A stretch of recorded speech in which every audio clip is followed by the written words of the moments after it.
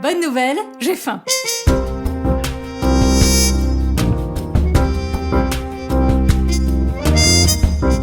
Je suis en pleine répétition de mon spectacle musical Découvre-toi.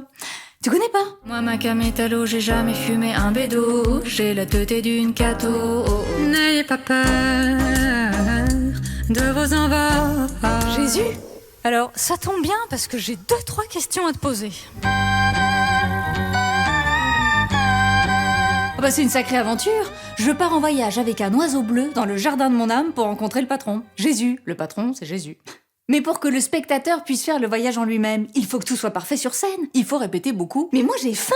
J'ai faim de la rencontre avec le public sur scène, de leurs larmes, de leurs rires. J'ai faim de la grâce de ces cœurs qui découvrent tout d'un coup que Dieu est en eux et qui peuvent le rejoindre. J'ai faim aujourd'hui. Oui, bah c'est comme moi. Depuis qu'on a prié notre Père que sa volonté soit faite, eh ben j'attends.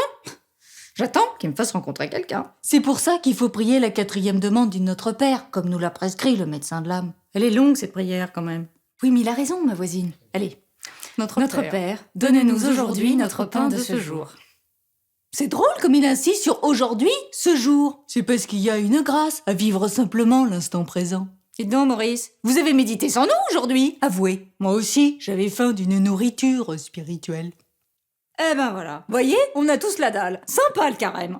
Eh ben c'est une bonne nouvelle ça.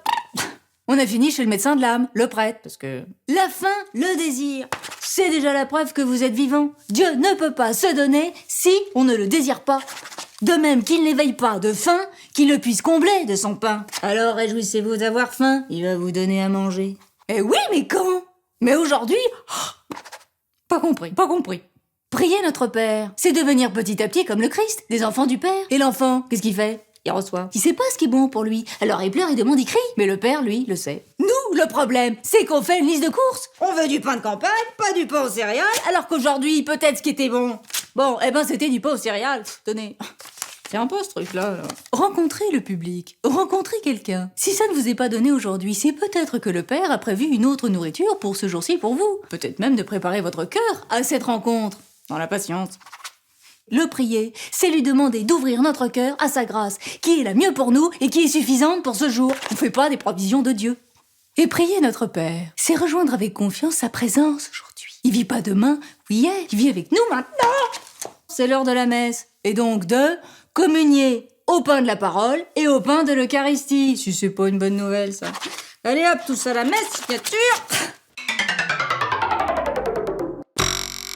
Après la messe, j'ai compris qu'en répétition, j'étais déjà avec le public. Je peux le visualiser et offrir ce temps pour eux dans la prière. Parce que dans l'instant présent, le Père nous met déjà en communion et nous donne sa grâce. Tiens, voisine, on a un cadeau pour toi. Oh, des nouvelles lunettes. Oh, qu'est-ce qu'elles sont belles. Tu les as bien choisies, ma Ghislaine. T'inquiète, mon Maurice, j'ai l'œil. C'est sûr, je vais rencontrer quelqu'un comme ça. Je me sens déjà mieux. Merci pour tout. Alors la prochaine fois que t'as faim, demande à notre Père de te donner le pain de ce jour. On reprend. Achève enfin, si tu le veux bien,